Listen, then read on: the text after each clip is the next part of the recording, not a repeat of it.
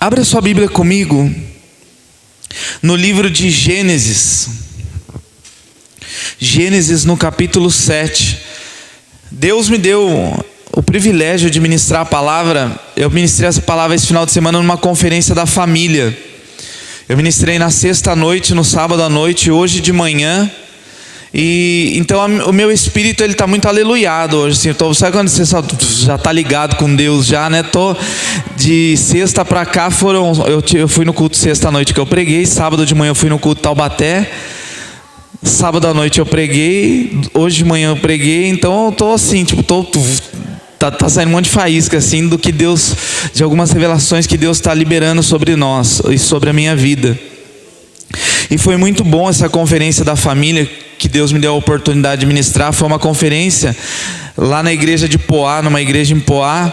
E o pastor ele fez a conferência com o tema do nosso livro, né? Não existe família perfeita, existe família feliz.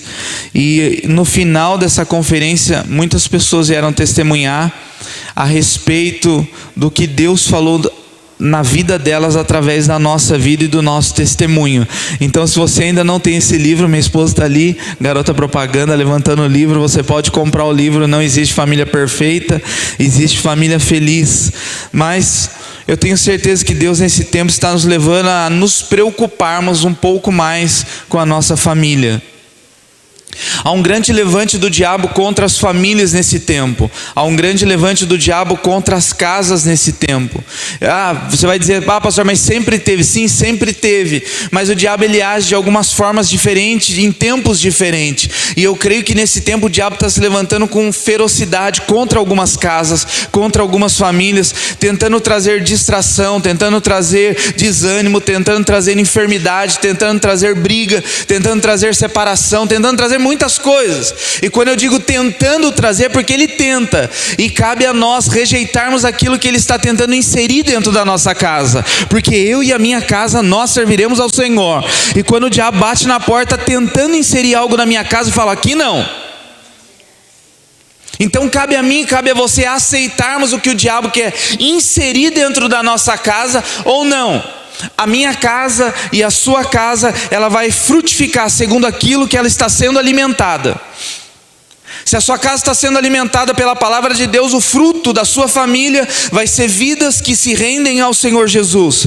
Agora, se a sua família tem se alimentado das porcarias deste mundo, os frutos que vão seguir a isso serão vidas desestruturadas. Muitos lares estão desestruturados porque não estão se alimentando na fonte que é Jesus.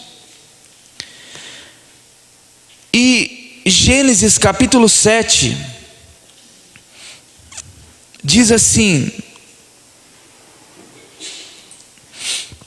versículo 1: o Senhor disse a Noé: entre na arca você e toda. Diga assim para mim: o que é para mim é para minha família. Então Deus fala para Noé: entra na arca você e toda a sua família, porque reconheço que você tem sido justo diante de mim no meio desta geração. Versículo 13: nesse mesmo dia entraram na arca Noé, os seus filhos Sem, Cã e Jafé, e a mulher dele e as mulheres de seus filhos. Capítulo 8, o versículo de número 16: saia da arca você e sua mulher, os seus filhos e as mulheres dos seus filhos. Versículo 18: saiu, pois, Noé com seus filhos, a sua mulher e as mulheres dos seus filhos. E também saíram da arca todos os animais que rastejam, todas as aves e tudo que se move sobre a terra, segundo as suas famílias. Amém? Você já ouviu a história de Noé? Quem já ouviu a história de Noé? Então, eu não vou precisar explicar tudo que Deus mandou Noé fazer. Deus falou: Noé, construa uma arca. Deus deu toda a medida da arca, Deus deu toda a planta da arca e falou para Noé: construa uma arca a partir desse desenho que eu te dei. Noé entra numa paranoia falando: o que é arca? Eu não sei o que é arca, por que construir uma arca? Mas trazendo para o contexto nosso, Deus fala para Noé assim: construa, não questione, obedeça aquilo que eu estou te falando, porque eu sei o que está para acontecer e eu busco o melhor para a sua casa e eu busco o melhor para a sua família. Noé, bem sei que planos tenho para vós, planos de paz e não de mal, para vos dar o fim que esperais. Tudo bem que Deus disse isso a Jeremias, mas esse sempre foi o pensamento de Deus: expressar a glória de Deus, a glória do céu na terra através dos seus filhos. Então Noé, ele se empenha em construir uma arca para Deus. E nós já falamos, nós já ouvimos muitas vezes de que Noé passou anos e anos construindo a arca. Dizem que Noé gastou em torno de 100 anos na construção dessa arca. Noé envolveu toda a sua casa, envolveu todos os seus recursos, envolveu todo o seu tempo, envolveu tudo que ele tinha para que aquela arca fosse construída. Noé se lançou de cabeça, sem reservas, a um projeto que Deus colocou no coração dele para que acontecesse. Noé disse para Deus assim: Senhor, se é do Senhor isso que está vindo ao meu coração, eu vou me lançar com tudo, não vou ter reservas para obedecer a tua voz. E aí a Bíblia diz que depois que Noé construiu a arca, Deus falou assim: entra na arca agora, você e quem?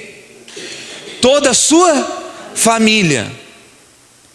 Agora, se Noé não tivesse obedecido, se Noé não tivesse sido direcionado para construir aquela arca, ou se Noé não tivesse respeitado a voz de Deus e a direção de Deus, naquele dia quando Deus falasse: Noé, entra na arca, Noé ia dizer o quê? Deus, que arca? Aquela que eu mandei você construir. Lembra, Noé, o que eu te falei há um tempo atrás?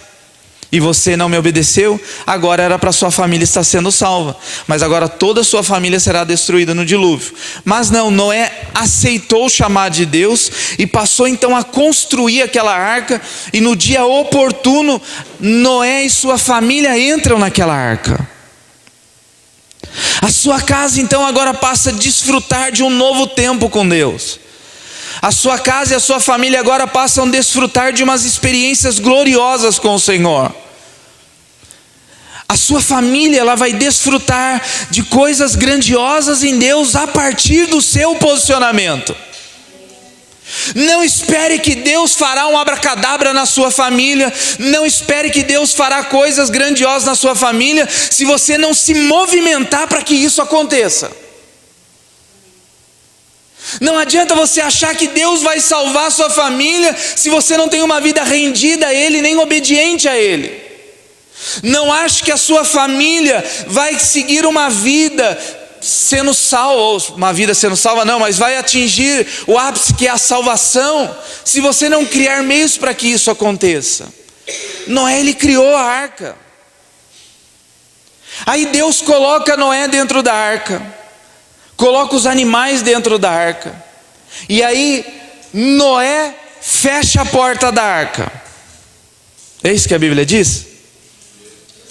Quem fechou a porta da arca? Quem? Quem? Fala mais alto. E por que Deus fechou a porta da arca?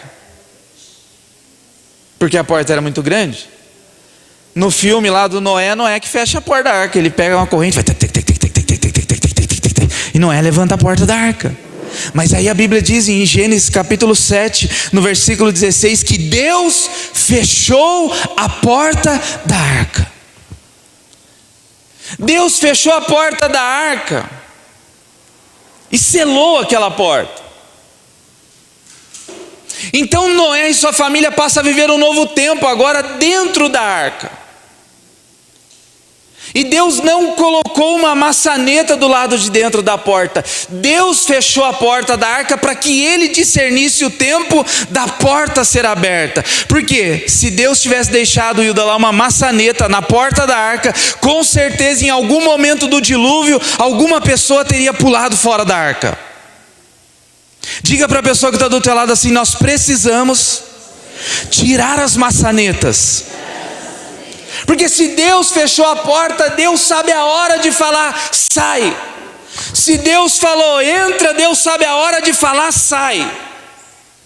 O problema é que nós aceitamos os entras de Deus, mas não respeitamos o tempo do saia de Deus. Nós aceitamos tudo que é bom de Deus, mas não queremos aceitar aquilo que não é tão bom segundo os nossos olhos. Por quê? Porque dentro da arca agora começa um problemão, um problema de relacionamento. Você se dá bem com a sua família? Quem se dá bem com a sua família? E quem não se dá, fica quieto. Mas você se dá bem porque você acorda de manhã e vai trabalhar. Passa o dia todo fora, ou um vai para cá e o outro vai para lá. Agora imagine vocês mais de 20, 30 dias trancados dentro da mesma casa. Sem televisão. Sem internet. Com um monte, vamos trazer para o nosso contexto hoje, com pelo menos uns 20 cachorros dentro da casa. Como que você acha que seria a situação da sua casa? Em um mês eu estaria surtando.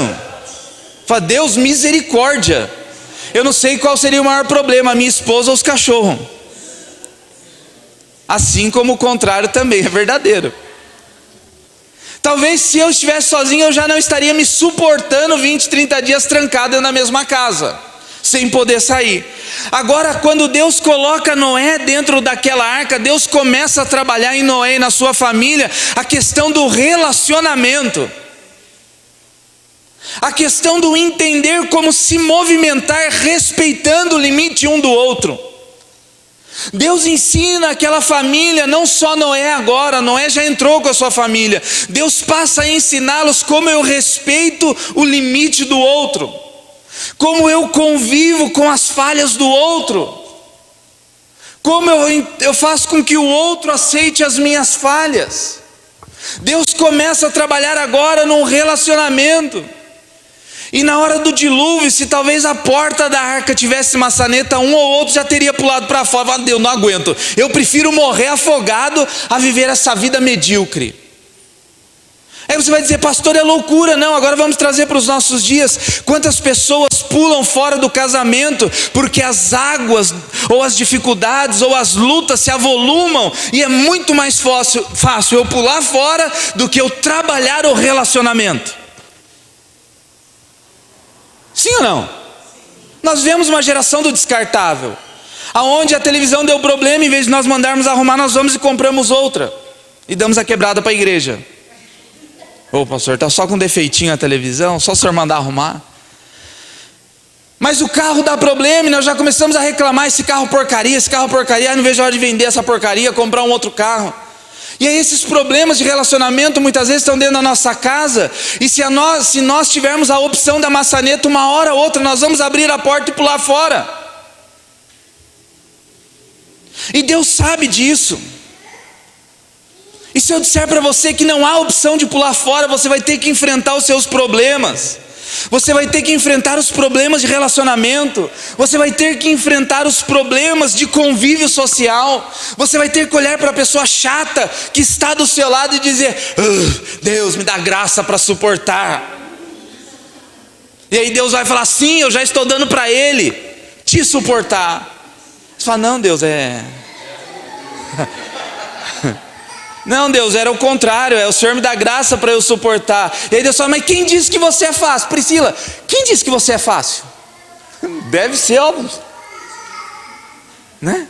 Agora, quem disse que eu sou fácil? Eu sou uma belezinha. Esses dias eu fui pregar numa igreja e a primeira pergunta que eu fiz é, quem acha que eu sou uma bênção, diga amém. Todo mundo, amém. Eu falei, que amém, só minha esposa me conhece.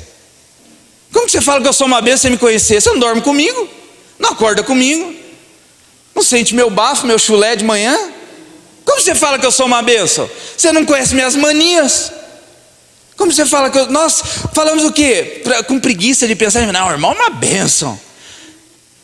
Aí a gente vai assistir um programa chamado Big Brother e não vai endemoniar o programa não tem endemoniamento nenhum. Tudo é do diabo, nós atribuímos ao diabo tudo. É do diabo. E aí nós vamos ensinando a cultura do diabo para os nossos filhos.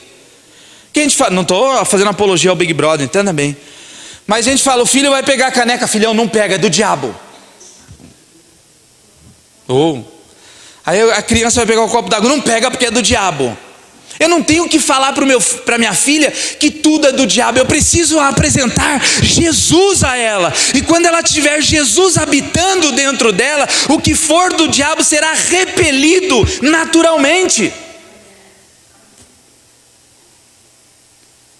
Ninguém precisa me falar que adultério é pecado. Eu amo a minha esposa e qualquer mulher que chegar até mim com intenção impura, eu vou dizer, não tem como nós termos relacionamento, porque eu já tenho um relacionamento com uma pessoa.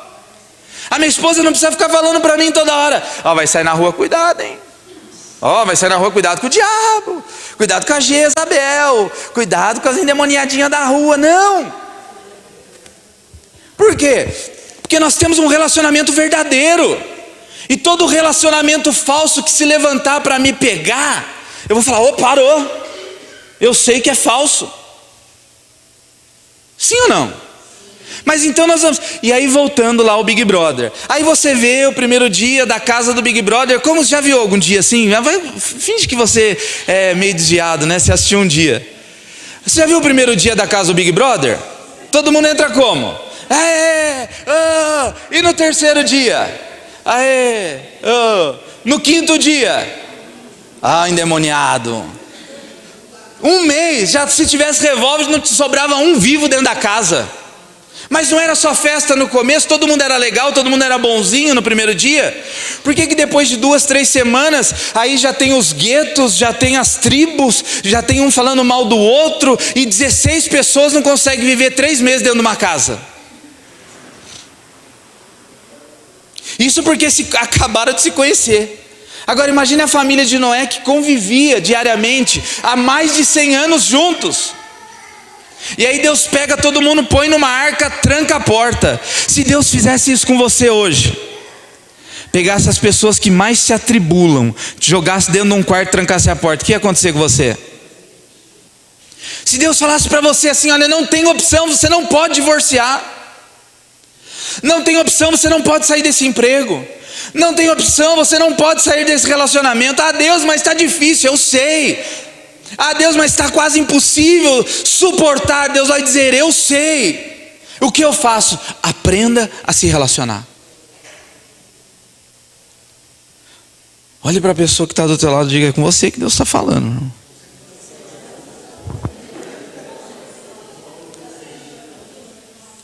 Preste atenção, porque na igreja é fácil nós dizermos que nós temos fé, não é? Sim ou não? Mas a cadeia, a arca, revela o coração daquele que tem fé e não. A cadeia vai revelar se Cristo realmente habita em você ou não. Quando João Batista foi preso, João Batista é aquele que batizou Jesus. João Batista é aquele que disse assim: eis o Cordeiro de Deus, segui-o. João Batista é aquele que falava assim: raça de víboras, se convertam. Aí esse João Batista vai preso. Colocam João Batista dentro da cadeia. E aí João Batista chama os seus discípulos e diz assim: vai ver se aquele homem é o Messias mesmo. Ele ficou abalado.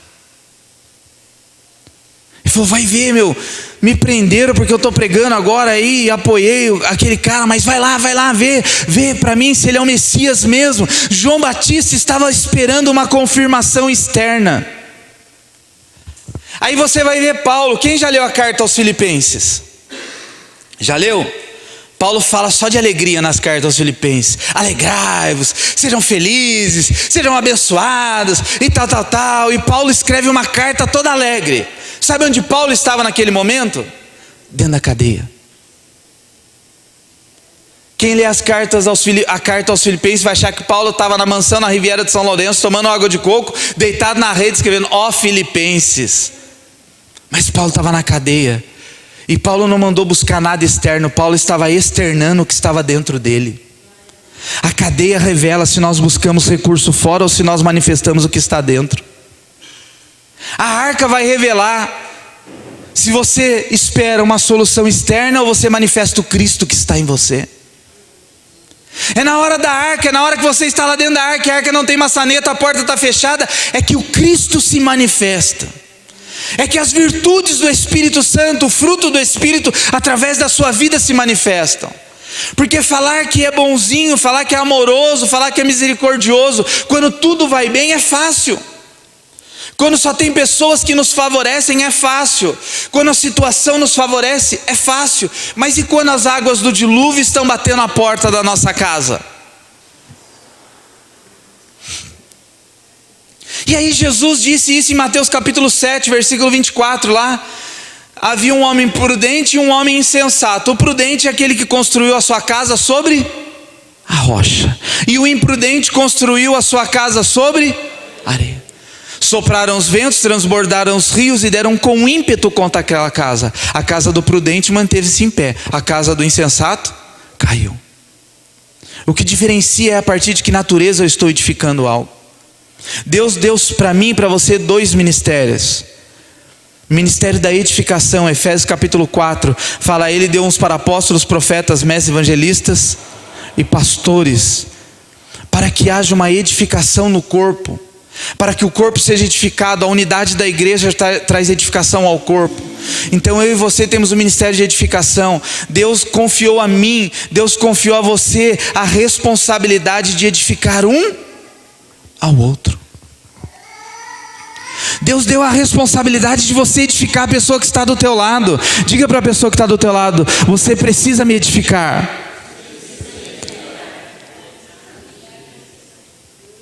Diga para outra pessoa: irmão, você precisa me edificar.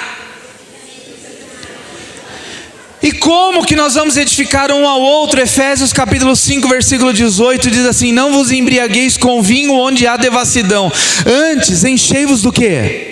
Do Espírito Santo de Deus. Como? Salmodiando, falando da palavra. Aí você vai edificar um ao outro. De que forma que eu edifico um ao outro? É compartilhando das verdades do reino e manifestando a verdade de forma tão gloriosa que as lutas do outro parecerão pequenas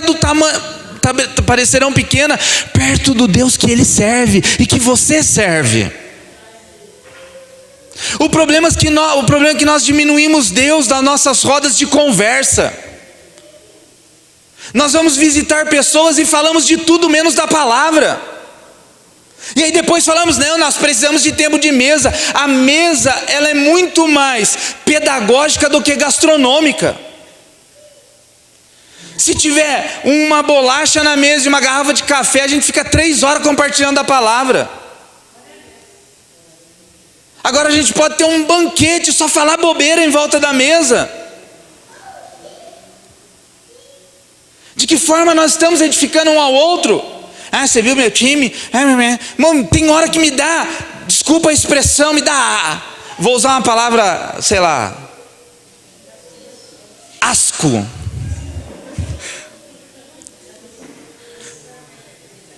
Para não falar outra coisa. Você chega em rodinha de crente e traz assim. Aí você para assim, mas ninguém fala Então, irmão, porque Jesus... Ai, pastor, agora só vamos continuar falando do futebol aqui, depois a gente fala de Jesus. De que forma vamos edificar um ao outro? Eu imagino que Deus permitiu aquele tempo dentro da arca para que um edificasse ao outro, até que todos chegassem à unidade da fé. Aleluia! Sabe o que é chegar, Vinícius, à unidade da fé? É o meu Deus, o Deus que eu sirvo, se identificar com o Deus que você serve. E na nossa roda de conversa nós falamos: pô, nós servimos o mesmo Deus. Aleluia! Agora não, as pessoas elas estão vivendo a sua própria vida, correndo a sua própria carreira, perdendo a oportunidade que Deus dá muitas vezes de estar dentro da arca, edificando um ao outro. Abra sua Bíblia comigo no livro de 2 Coríntios. Deus nos deu o ministério da edificação e o ministério da reconciliação. Você e eu fomos chamados para reconciliar. Olha, se você quiser falar mal de alguém para mim, fale do diabo. Porque de todo outro você está me destruindo quando você fala mal de alguém. Sim ou não? E nós temos a mania de falar mal uns dos outros? Irmão, aproveita que tem pouca gente hoje. Fala ou não fala? Sim ou não? Fala. Só que aí nós saímos daquela roda e Deus fala assim: não, você não está aprendendo nada. Eu dei para você o ministério da reconciliação, da edificação, e você está fazendo da forma errada. Em vez de edificar um ao outro, você está destruindo um ao outro. E eu vou falar sobre isso, calma aí, segura aí. Mas olha o que diz aí em 2 Coríntios capítulo 5, no versículo de número 18.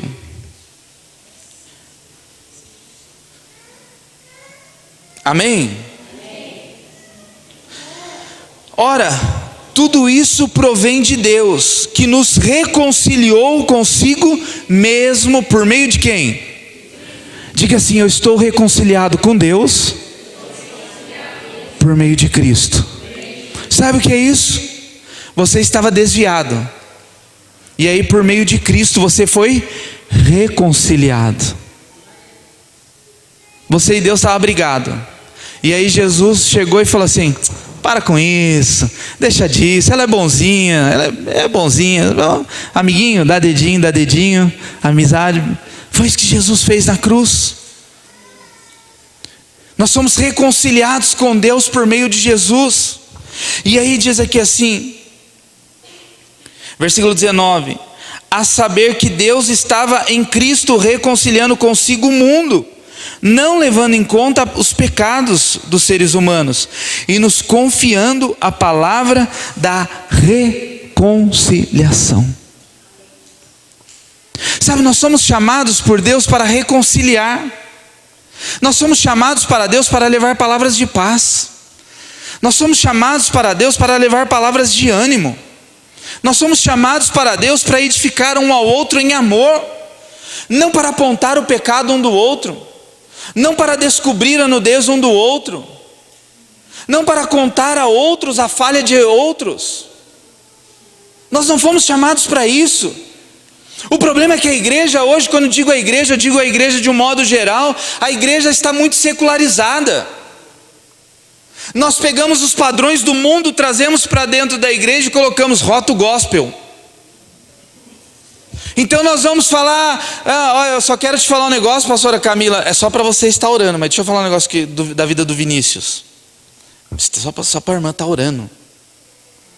E aí nós vamos rotulando uma conversa agora como nós somos espirituais. Então eu vou contar o defeito do Vinícius agora, pastora Camila, mas só para você estar orando por ele. Não, você não tem, Vini, fica tranquilo, de boa. Nós vamos descobrindo uns aos outros, sendo que a Bíblia diz, o apóstolo Paulo fala que nós somos chamados para um ministério de reconciliação, não de isqueirinho. Tem gente que tem o ministério do isqueirinho, né? O que é o ministério do isqueirinho? Falar de você, Ed. Nem te conto, depois eu te conto. Aí já fica, o que falar de mim? Vou orar para ver se eu te conto, porque é grave, hein? Nem vou contar que foi o irmão Benício que falou de você já. Aí na hora o Ed já vai começar a olhar para o irmão Benício como? Amigão, hein? Tomando café junto ali, hein? Isso acontece porque nós não sabemos tratar os relacionamentos que Deus nos permite ter. Nós falhamos na troca, na questão do relacionamento. E não entendemos que Deus nos chamou para o ministério da reconciliação. Pais muitas vezes geram isso dentro de casa, competição entre filhos. Já viu o pai falar assim: quem comer primeiro ganha? Já ouviu falar? Hein? Já viu lá, Priscila, isso? Quem comer primeiro ganha. Em casa a gente faz isso às vezes, né? A Rebeca está meio lenta lá para comer, a gente fala 1, 2, 3, já quer acabar de comer primeiro, ganha. Ela enfia quase o prato pela boca. Mas nós vamos gerando e depois ficamos o quê? Perdeu. Vamos o quê? Gerando frustração no coração do outro. Ah, pastor, mas é só brincadeira. Mas são nas brincadeiras que as frustrações vão sendo geradas. Aí tem gente que fala assim: cuidado, porque é nas brincadeiras que se falam as maiores verdades. Quando você quer falar uma verdade para alguém e não tem coragem, aí você faz uma brincadeira e fala, joga no meio, né? Fala, ufa, consegui. É assim ou não é?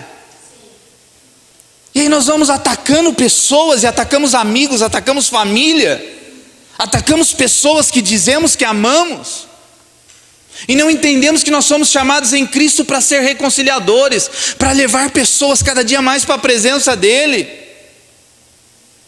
Nós não podemos perder a oportunidade de orar um pelo outro, nós não podemos perder a oportunidade de compartilhar da palavra um com o outro, nós não podemos perder a oportunidade porque nós temos pouco tempo. Você tem pouco tempo na terra. Talvez você não chegue nem até o final do ano. Aí tem gente que já está assim, está amarrado, repreendido, queimado, fulminado, exterminado em nome de Jesus. Eu repreendo essas palavras, eu amarro tudo. Calma, irmão, Jesus pode voltar. Quem espera a volta de Jesus?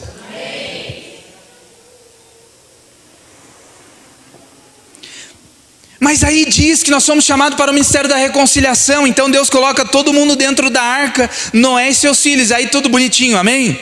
Aí Deus fala assim, sai da arca, amém? Oh, aleluia, até que enfim, vamos sair da arca. Vocês aprenderam? Aprendemos. Qual é a primeira coisa que Noé faz quando desce da arca? Constrói um altar a Deus, levanta um altar ao Senhor, porque família que caminha no propósito de Deus tem altar em sua casa. Aí Noé restaura, então está tudo bom, agora todo mundo com a vida no altar, amém? Amém ou não amém? Aí Noé constrói uma vinha, Noé começa lá, Noé se empolga, faz um suco de uva lá mais forte, toma 1, toma 2, dentro da sua tenda, toma 3, toma 4, e aí Noé fica meio encachaçado, mas ele estava encachaçado dentro de casa, então dentro de casa não tem problema, dentro de casa pode tomar mesmo. Não, pode? Ah, bom, você quiser falar amém. Mas Noé pecou, Noé falhou, Noé errou. Qual era a função dos filhos? Aí Cã entra dentro da tenda de Noé, e o que Cã faz? Sai da tenda fazendo o quê? O pai está bêbado e nu, parece um vadio lá dentro daquela tenda. Ou seja, Cã não entendeu que ele foi chamado agora para ser um reconciliador.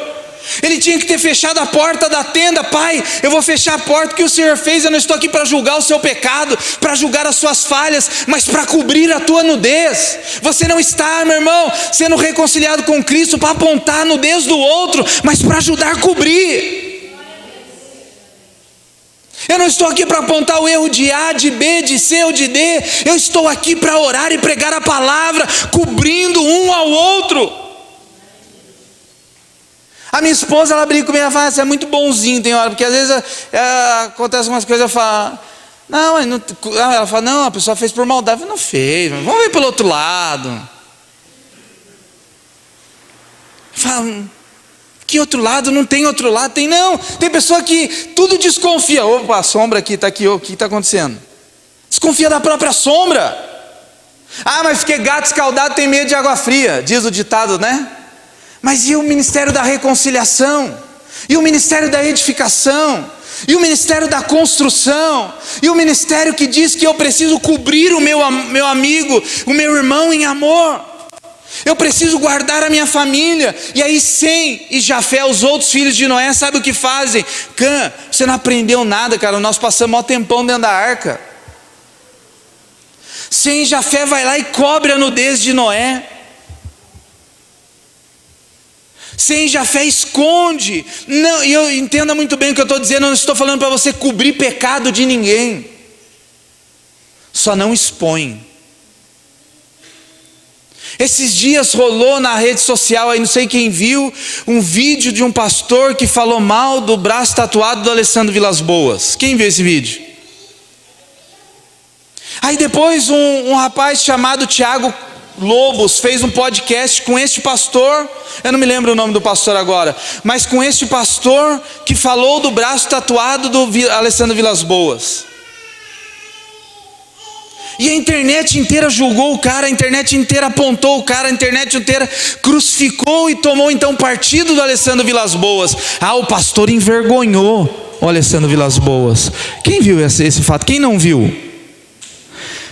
Então eu vou contar. Vem aqui, pastor Daniel. O pastor Daniel tem uma tatuagem aqui, ó. Aí o Alessandro Vilas Boas está lá tocando violão. Aí, tá aí tocando violão e o pastor está aqui nesse canto. Aí o pastor sai do canto, pega o Alessandro Vilas Boas e fala assim: irmãos, eu acho que essa tatuagem aqui, eu acredito que essa tatuagem aqui ele fez antes de se converter. E que isso não sirva para que vocês façam também. Que não seja, não lembro a palavra que ele usou agora, mas que essa tatuagem não seja de mau exemplo para vocês. Obrigado. E aí ele sai. E o Alessandro Vilas Boas dá uma murchada na cara, mas continua lá, pega o violão e continua a tocar. E aí a internet, super democrática, corta só o pedacinho do vídeo que ele fala e posta na rede social. Aí 99% da internet vai defender o Alessandro Vilas Boas agora na internet. O pastor humilhou, o pastor julgou, o pastor não sei o quê.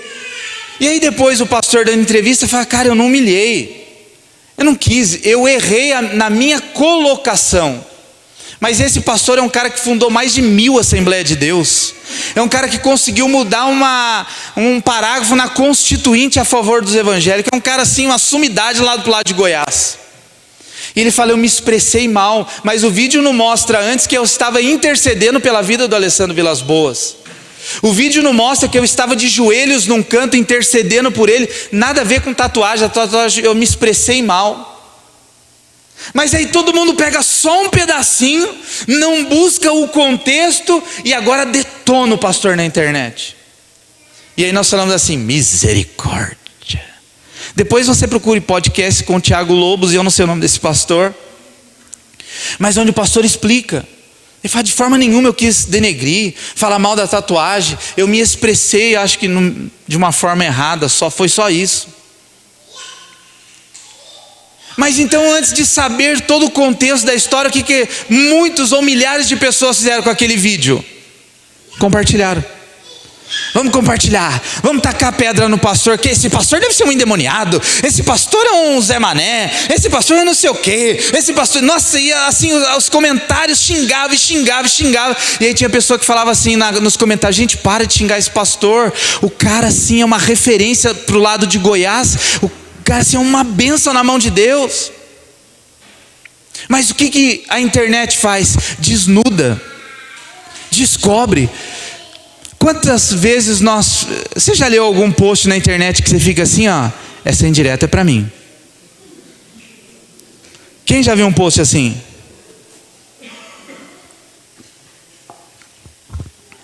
Que você fala assim, a pessoa coloca uma indireta na internet, você fala assim: puxa, eu estava com a Priscila ontem. Aí você começa a puxar, peraí, acordei, encontrei com a Priscila. Não falei nada de mal. Não, então não é para mim essa indireta. Porque pessoas usam internet, ou usam Facebook, Instagram, WhatsApp, status do WhatsApp, como ferramenta de ataque. Já que eu não tenho coragem de falar, então eu uso a ferramenta de ataque, eu uso a rede social como ferramenta de ataque.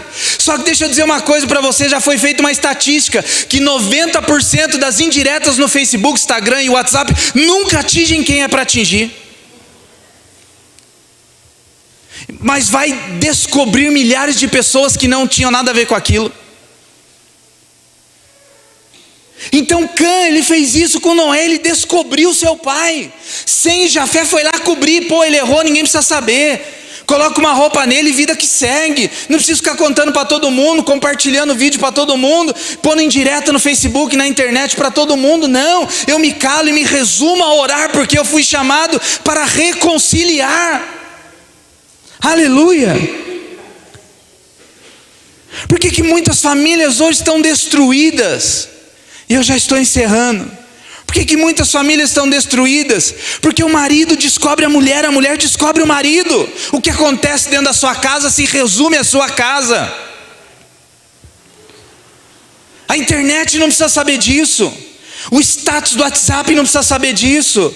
O Facebook, Instagram não precisa saber disso. E milhões de pessoas não precisam saber disso. Você tem o ministério da reconciliação, do chegar e falar: eu errei, me perdoa. Ah, mas e se o outro não entender? Através do mistério da reconciliação, o Espírito Santo vai trabalhar no coração do outro. Já disse isso um monte de vezes, né? Eu e minha esposa nunca dormimos brigado, nem que a gente dá um coice um no outro, mano. A gente fica brigado às vezes, né? Até o final do dia só, não deixa o sol se pôr sobre a ira. E brigado que eu digo assim, né? Bicudo um com o outro. Mas a gente não consegue. Sexta-feira nós discutimos. Mas deu 1 minuto. Eu olhei para ela assim e falei, não adianta, eu estou aqui dentro da mesma casa. Não adianta ficar de bico, não. Aí ela fica assim. Aí já começa a ficar com ar de riso. Fala, vai, não adianta, 2 trabalhos, é ficar com raiva e desficar. Me perdoa, foi mal o que eu fiz, que eu falei, da forma que eu agi. Isso é o ministério da reconciliação.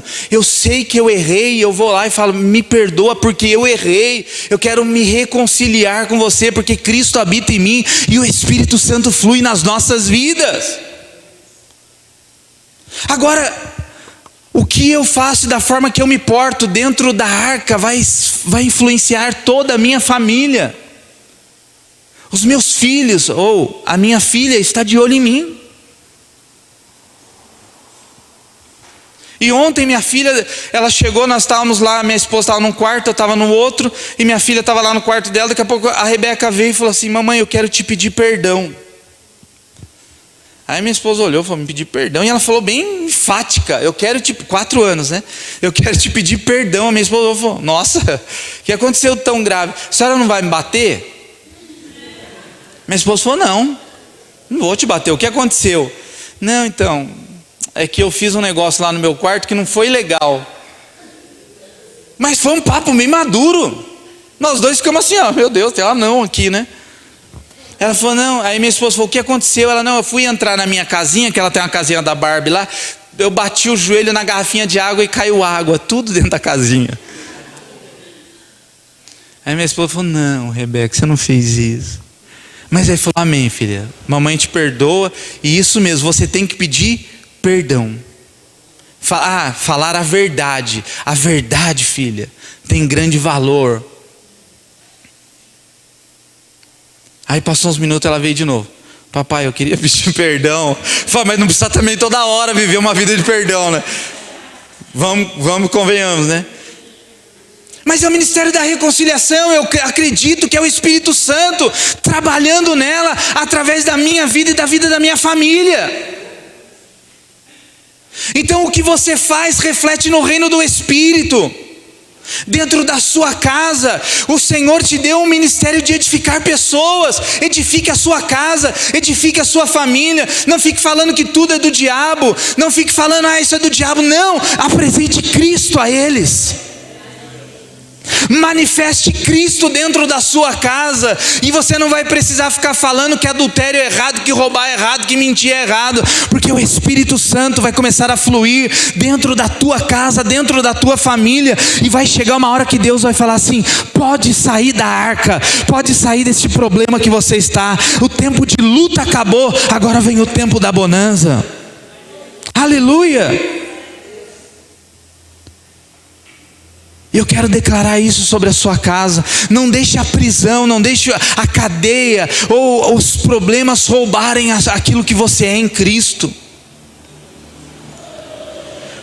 Diz o profeta Lázaro, eu vou passando pela prova dando glória a Deus, glória a Deus, glória a Deus. Sabe a coisa mais maravilhosa que tem?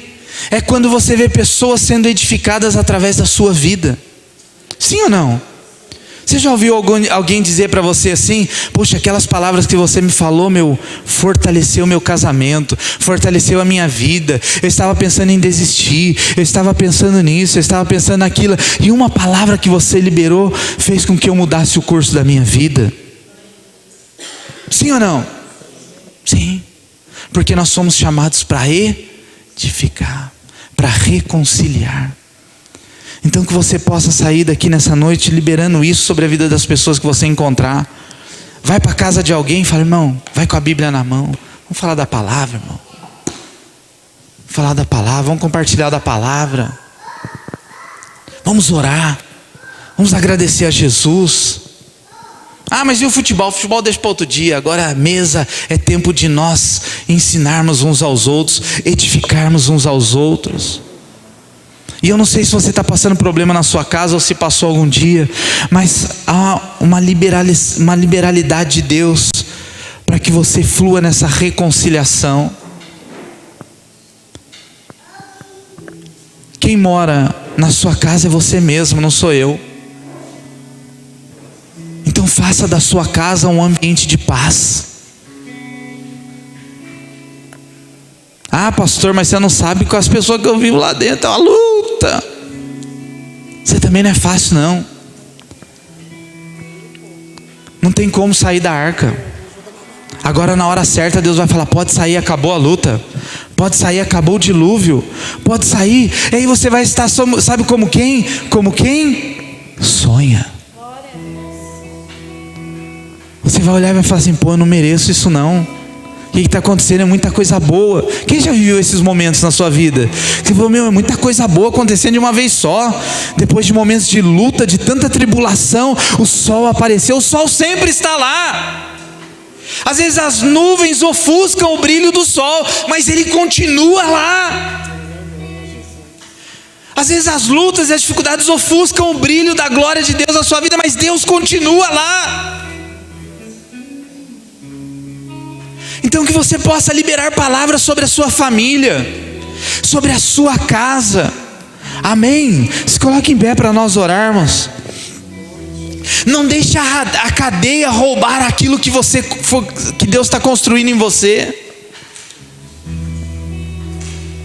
Sabe, a Bíblia diz assim que aquele que tem pouco e não sabe aproveitar do pouco que tem, o pouco que tem lhe será tirado.